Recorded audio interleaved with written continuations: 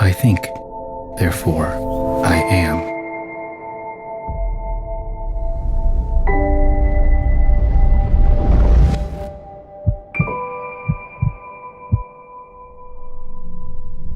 As humans, we like to consider ourselves conscious, but what exactly does that mean? Is it simply an awareness of one's own existence? But then, what does it really mean to be aware? Is the state of awareness something that is innate in all of us? Are we truly always conscious of what we are doing, saying, or thinking? Or are there other forces at play that dictate our actions before we even become aware of them? Understanding consciousness is not only crucial for unraveling the mysteries of human cognition, but also has profound implications for how we navigate our everyday life. Despite extensive research and debate on the phenomenon known as consciousness, there is no real consensus on what it truly is or how it arises.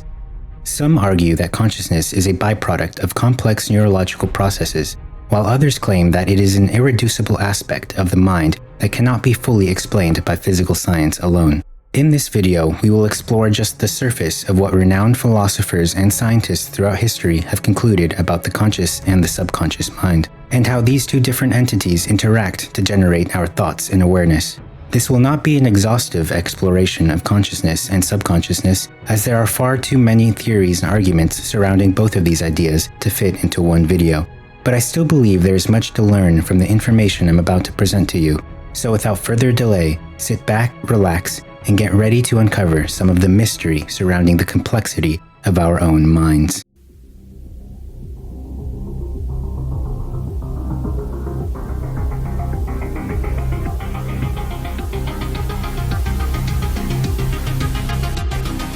You are now watching Version.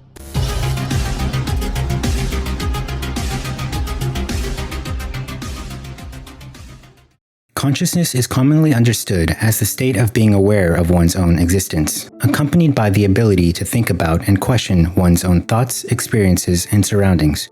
Now, it's easy for us to hear this definition and think that we know what consciousness is, but in reality, these are just words that ultimately fail to capture the complexity and depth of what consciousness truly entails. A simple definition fails to answer questions like, where does consciousness come from? Does it arise from a purely physical process, or is it something more? What are the limits of consciousness, and who or what is really in control of your thoughts and actions? These are the questions we will explore in this video, and while you watch, I really want you to try to push yourself beyond the point of merely knowing and understanding. While you listen to the words that I am saying in this video, I want you to focus on and try to experience your own awareness. You are hearing the words through a speaker or maybe your headphones, but what exactly does it feel like to listen? Can you feel the sound waves hit your ear? Think about not just my voice, but also the voice that is in your head right now, possibly repeating the exact same words I am saying to you, or perhaps you have already lost focus and are thinking about something else entirely. But then if that's the case, ask yourself, who is doing that thinking? Observe your own awareness throughout this video, and maybe by the end, you'll have a fuller grasp of what consciousness is, and more importantly, what it feels like for you. Throughout history, the concept of consciousness has evolved significantly. Ancient philosophers like Plato and Aristotle are often seen as the first people to have pondered the nature of the soul and self-awareness. Aristotle, who was the student of Plato, did not have a specific term that corresponds exactly to the modern concept of consciousness, but in his discussions in De Anima, he addresses related ideas. Instead of the idea of consciousness, Aristotle believed that there were souls at the center of all living beings. He came up with the hierarchical structure of souls, where there are different levels of souls corresponding to different types of living beings. There is the nutritive soul, present in all living things, including plants. It is responsible for growth, nutrition, and reproduction. Then there is the sensitive soul, present in animals. It includes the capabilities of the nutritive soul, but also adds the ability to perceive and move. And finally, there's the rational soul, which is unique to humans. It includes the capability of the previous two levels, but also adds the rational thought and self-awareness. Self-awareness for Aristotle is tied to the rational soul's capacity to reflect on itself and its actions. This reflective capacity is what distinguishes humans from other animals. Aristotle was one of the first to realize that the concept of the mind is very complex and multifaceted. Similar to the hierarchy of souls, he also concluded that there were levels to the mind as well. There is passive intellect, The passive intellect is the part of the mind that receives sensory impressions and stores information. It is passive because it is acted upon by external objects and without our direct control. Then there's the active intellect, which is what processes and abstracts universal truths from sensory data. Aristotle describes the active intellect as separable, impassible, and unmixed, suggesting that it is a distinct and immortal aspect of the soul. So even before the concept of consciousness itself existed, there were people like Aristotle that knew that there was something special about their existence, that there was something that existed beyond their perceptions. They just weren't exactly sure what to call it or how it worked. But from pure observation alone, they were able to at least conclude that there were levels to this thing that we call awareness. Now fast forward to the 17th century and the discussion of awareness really begins to get interesting. René Descartes revolutionized the way we think about consciousness. He believed that the answer to any difficult question can come from relentless doubting. This approach is commonly known as skepticism. He wanted to strip away all uncertain beliefs to see what would be left. And by doubting everything, even the existence of the world around him, Descartes sought to discover an indubitable foundation for consciousness and self-awareness. And it was during this process of radical doubt that Descartes realized what he believed to be the absolute certainty. I think, therefore I am. He realized that even if he doubted everything, he could not doubt the fact that he was doubting. Therefore, there must exist a being who is self-aware. Something has to be there to be doing the thinking. It's you. But there were also philosophers like Friedrich Nietzsche who challenged Descartes' most famous assertion. He pointed out that thinking is not purely rational or conscious process, but is influenced more by unconscious forces and biological instincts and desires. Nietzsche emphasized that the declaration, I think, already assumes the existence of an I and a process of thinking, both of which need to be questioned rather than taken for granted. Who or what is the I in I think? Can we really trust we are really the ones that are thinking? I mean, thoughts do seem to pop up in our minds whether we want them to or not, so we have to question where these thoughts even come from. Nietzsche's critique on Descartes puts free will into question. He argues that the conscious mind is more of an illusion, almost like when your older brother hands you a disconnected controller while he continues to play the game. We think we are in control of the character on screen, but this is just an assumption. In reality, some other entity entirely may really be the one in charge of our thoughts and actions. So even if the mind is capable of thinking and being aware of its own thinking, it is not something we are necessarily in control of, according to Nietzsche. In fact, René Descartes was actually aware of this from the beginning. If we take a closer look at the Latin translation of I think, therefore I am, there's actually a little bit of mistranslation going on here. You see, the word sum in Latin actually has a more nuanced meaning that's closer to describing a state of being. Instead of simply saying I am, it would be more like saying I am being, as in it is something that is happening to you at the moment it is being said. Likewise, cogito in Latin isn't just I think, but more like saying I am thinking. So put together, a more accurate translation would be something like I am thinking, therefore I am being. Now you might think that such a minor change can't possibly make any difference, but actually it does. The simpler translation implies that just because someone has the ability to think, it proves that their existence is innate and eternal. But the newer translation is far more specific in saying that one is really only conscious while they are thinking. Or in other words, you are only really existing and being conscious while you are actively trying to be aware of your own thoughts. You have to be actively thinking in order to be conscious. For example, when you are driving or walking and you find yourself gradually getting lost in thought, until suddenly it's like you snap back into awareness and realize how far you've traveled without really being aware of it. But you think back and it felt like you were thinking, yet you find it hard to recall any of it. Better yet, if someone asks you, what were you just thinking about? It's like you struggle to find a response. What were you just thinking about? You see, there are levels to thinking as there are levels to consciousness. Those kinds of thoughts, according to the updated translation, wouldn't constitute consciousness because it was just passive thought. Thoughts were simply passing through you without any real awareness of them. But now take a second, maybe pause the video and really try to think about your existence. How did you get to the place you are in right now? Acknowledge your surroundings and try to feel what it's like to be inside your body. What you are doing right now is active thinking. You are being conscious right now. You are thinking, therefore you are being. I think this is similar to what Aristotle was trying to get with the active and passive intellect. But if this is true and we are only truly conscious when we are actively thinking about it, What does that mean for all the other moments in our lives when we aren't fully concentrating on being self-aware? Who or what is in charge when we aren't actively being conscious? Well, to answer that, we must dive a little deeper into the abyss of our minds, where we will find the master of operations behind all of our unexplained behaviors, the subconscious.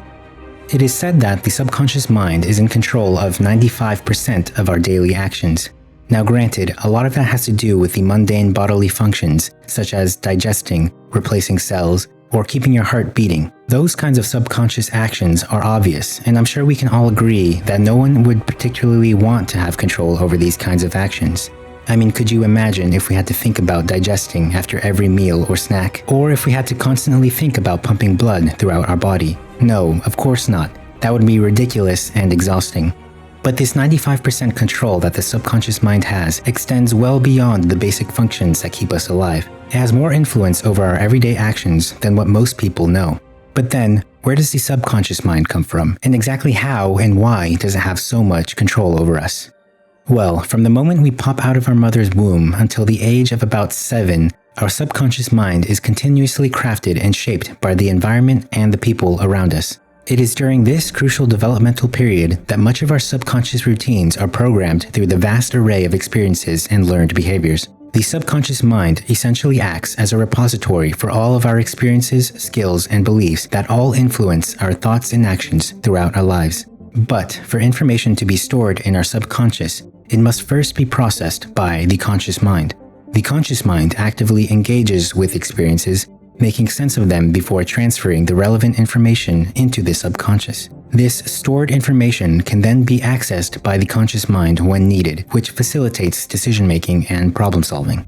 Sigmund Freud, a renowned Austrian psychologist, theorized that the mind operates on 3 levels: the conscious, the preconscious, and the unconscious. He called this framework the topographical model, and although it is challenging to prove scientifically, it offers a theoretical foundation for understanding human behavior and mental processes. It was Freud and his framework where we get the famous analogy of the iceberg, where the conscious mind is at the tip, the preconscious just below the surface, and the unconscious forming the vast base.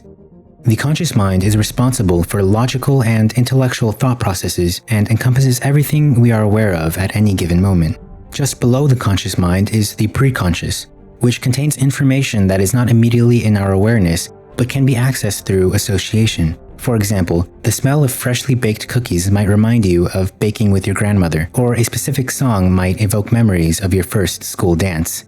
At least it would, if I ever went to one. The preconscious is like a mental waiting room where thoughts, feelings, and memories linger until they move on to more conscious awareness. Then, at the base of the iceberg, according to Freud, represents the unconscious mind, which includes mental processes that are hidden from or inaccessible, such as traumatic events or memories that are too frightening to acknowledge.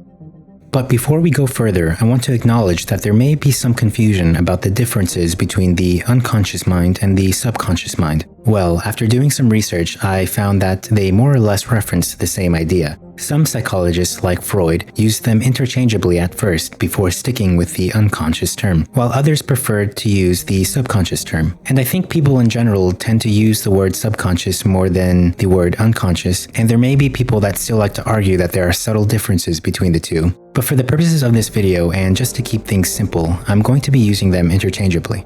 But anyway, although these unconscious routines and processes are out of direct awareness, they can still significantly impact our behavior. Much of what resides in the unconscious mind arrives there through what we call repression, a mechanism that pushes unpleasant or unacceptable feelings or memories into the unconscious. For example, someone abused as a child may have no memory of the abuse but struggle with forming relationships when they're older. Or someone attacked by a dog as a child may have an intense phobia of dogs even though they may not remember the incident occurring at all. Repression is a defense mechanism used to separate oneself from unpleasant events, actions, or thoughts. According to Freud, much of what happened in childhood remains in the unconscious mind, influencing adult behaviors. As we age, we increasingly rely on our subconscious programming to function in our daily lives. I'm sure most people are familiar with the fact that once you know how to ride a bike, you never forget how. This is because learning a new skill initially requires intense focus and conscious effort. But once learned, the skill becomes stored in the subconscious, which allows us to later use that same skill with minimal thought. The subconscious programming frees our conscious mind to focus on other tasks, like navigating traffic to ensure safety. But this doesn't just apply to riding a bike. It applies to all skills and routines. I'm sure driving to work or to school is a routine that you do so often it feels like you perform it on autopilot every time. Learning how to play an instrument is another example. Although, the more difficult and intricate the skill, the harder it is to program it into your subconscious. Likewise, the faster it will degrade if not referenced every single day. But even if you learn complicated skills such as playing an instrument and then never use it again for years, it will still be easier for you to pick it back up again than when it was when you first began. The subconscious mind truly is powerful, as well as it is useful. But what does this imply? Should we resign ourselves to the idea that most of our lives are beyond our control? Are we simply bound to be driven by deeply seated reactions and habits born from our past traumas and experiences? Well, not exactly. There are methods that we can practice that will allow us to reclaim control and possibly even reprogram some of the ingrained routines that lie within our subconscious. It is important to remember the subconscious mind operates based on the directives of the conscious mind, meaning that conscious thoughts, when truly focused on, can guide the subconscious responses and emotions. Positive or negative conscious thoughts influence the subconscious mind, creating cycles of emotion that shape our behavior. This interplay between the conscious and the subconscious mind is crucial for understanding human behavior and the formation of habits. To help us understand how, let's imagine the subconscious as a book that contains everything about you, including all the thoughts and emotions you have ever experienced in your life. The book itself is not very functional without someone to read and comprehend its contents. Therefore, the conscious mind serves as the reader of the book, but also the author. As the reader, we are actively engaging with the experiences, and as the author, we can choose what to store in the subconscious. Making meaningful changes in your life requires using the conscious mind to direct the subconscious. But before we get into the specifics of how we can achieve this, let's briefly go over why it's important for the subconscious to resist change in the first place. We already know why it's useful. As we mentioned earlier, having subconscious routines is what allows us to gain mastery over skills in the first place. Storing the mundane and simple routines of everyday life is what allows us to think about more complex ideas and concentrate on the bigger pictures. We don't necessarily want our subconscious frameworks to change so easily because the essential role of the subconscious is to keep us safe by using past experiences to help us through current problems. If we are faced with immediate danger, for example, we don't want to freeze up every time because we have to consciously think about every action we take. No, we want the subconscious to take over in these situations so that we can react accordingly and in a more timely manner. Our fight or flight response is there for a reason. To immediately get us out of danger, it takes over the conscious mind because it would be too slow to react in a perilous situation. Now, obviously we live in different times now than when we did when these subconscious routines evolved and developed. So many of our innate subconscious reactions tend to manifest in things like anxiety or other negative behavioral patterns. So in the world of today, we may want to change or reprogram some of these conditioned subconscious responses and then utilize the subconscious resistance to change to keep and maintain our new and more beneficial routines for the future. So with that being said, let's get into the how it's done.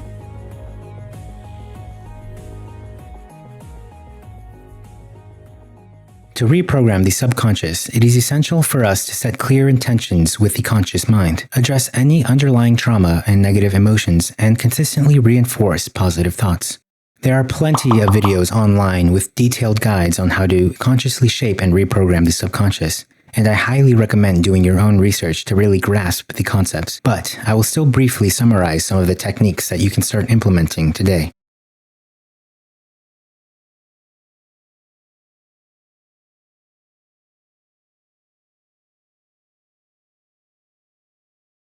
The first technique is meditation or breathing exercises. Deep breathing exercises and meditation can help calm the mind and reduce subconscious resistance. These techniques help bring blood flow back to the thinking part of your brain, allowing you to respond thoughtfully rather than react impulsively. Focusing on your breathing can help raise your awareness, as well as allow yourself to focus on the parts of your body that you otherwise wouldn't ever focus on while going about your daily life. Here's a rundown of how to practice deep breathing and meditation. First, you want to find a quiet place. Sit or stand comfortably, or you can even lay down. but just make sure not to fall asleep. So perhaps avoid your bed and do it on the ground. Afterwards, you are going to want to inhale deeply. A good practice is to breathe in through your nose for a count of 4, holding it for 7 seconds, and then exhaling slowly through the mouth. Imagine as if you are breathing through a straw, if that helps. And you're going to want to repeat this at least 6 times, really focusing on nothing else but your breath. Maybe focus on how your chest or stomach is responding to how you breathe. Another technique you can practice, perhaps after or even while you're meditating, is visualization. Visualization is a powerful tool for reprogramming the subconscious mind. When you visualize achieving your goals, your subconscious mind starts to accept these images as reality, making it easier to take necessary actions to achieve your goals. To effectively practice visualization, you should, again, first find a quiet space, sit comfortably, relax, and close your eyes. Now imagine your goal. Create a detailed mental picture of achieving your goal. Include as many sensory details as possible, like what would your daily routine look like if you already had the life that you wanted? What would it feel like to have the life that you want? If you envision yourself retired by the age of 45 and traveling the world, what would the first meal of your first trip taste like? What would the air smell like? The more detail you can imagine when coming up with your goals, the better. Then you should really focus on feeling the emotions.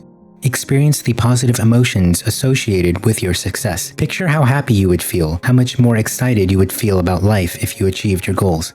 All of this helps embed the visualization into your subconscious. Then there are more active things you can do, like reciting or writing down affirmations. Affirmations are positive statements that reflect your desired beliefs and goals. Repeating affirmations can reinforce new, empowering beliefs in your subconscious. Like I said, you can either write them down, repeat them to yourself out loud, or even record them and listen to them throughout your day. Of course, with any of these techniques, consistency is key to embedding new beliefs into your subconscious. And remember, when setting new goals, the subconscious mind will resist due to past conditioning, so it will be difficult to practice these things consistently. But you can trust me and many others who have tried these techniques that they really do work, and you really can reshape many of your subconscious behaviors and take back control of your life. It just takes time, effort, and most importantly, action. If you don't ever try to actively exercise your consciousness and awareness, then you will be forever destined to be a puppet controlled by the subconscious processes that are programmed into your mind, most of which originate from the experiences you had as a child. I mean, it's no wonder the world seems so chaotic and immature. Most people aren't fully aware of their actions or words, and have little or to no interest in becoming more consciously aware of them. Most people will live their entire lives having their actions and thoughts dictated by their subconscious routines. But remember, this doesn't have to be you. You can be someone who is truly conscious and in control of your own life. You just have to have the courage and discipline to try. Throughout this video, we've explored just the surface of the intricate dance between the conscious and subconscious mind. We've gathered insights from Aristotle's hierarchical structure of the soul, and Descartes' profound assertion of cogito ergo sum, and Freud's topographical model of the mind. Each perspective has helped us shed some light on the mysterious depths of our conscious experience and the powerful influence of the subconscious mind. From the earliest moments of our lives, our subconscious is shaped by our experiences, acting as a silent puppeteer in our daily actions. Because of our conscious awareness, we are often fooled to believe that we are always in complete control over what we do and say. But paying closer attention to Descartes and Nietzsche's discourse of cogito ergo sum, we learn that we are really only conscious and in control when we actively exercise our awareness. I want you all to understand that the complex relationship between the conscious and subconscious mind is not just an academic exercise. It has practical implications for how we live our lives every day. By recognizing the significant role of our subconscious, we can begin to reclaim control through conscious effort. Techniques such as meditation, visualization, and affirmations allow us to reprogram our subconscious, aligning it with our conscious desires and goals. The journey of self-awareness is strenuous, and despite having limited control over many of our daily actions, we do possess the power to change. By actively engaging our conscious mind, we can reshape our behaviors, improve our mental well-being, and even expand our understanding of consciousness. In a world where so many of us are driven by subconscious routines and past experiences, becoming truly conscious and aware can set us apart. It can empower us to control our lives and make decisions that align with our true selves. So, together, let's embrace the power of conscious effort. Let us all strive to be more aware, more intentional, and more in control of our destinies. If we all choose to enhance our awareness, we not only better ourselves, but we also contribute to a more conscious and connected world. Through the power of conscious effort, we can transform the world in ways we never thought possible.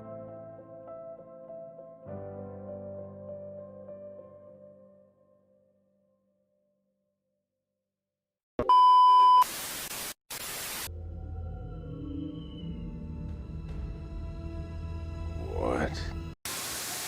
Consciousness. I exist because I am ultimately the only thing you directly perceive. The brain. I exist on the same basis as any other object. Repeated perception through consciousness. Perceptions of my states correlate with changes in consciousness, but ultimately they are nothing more than correlation.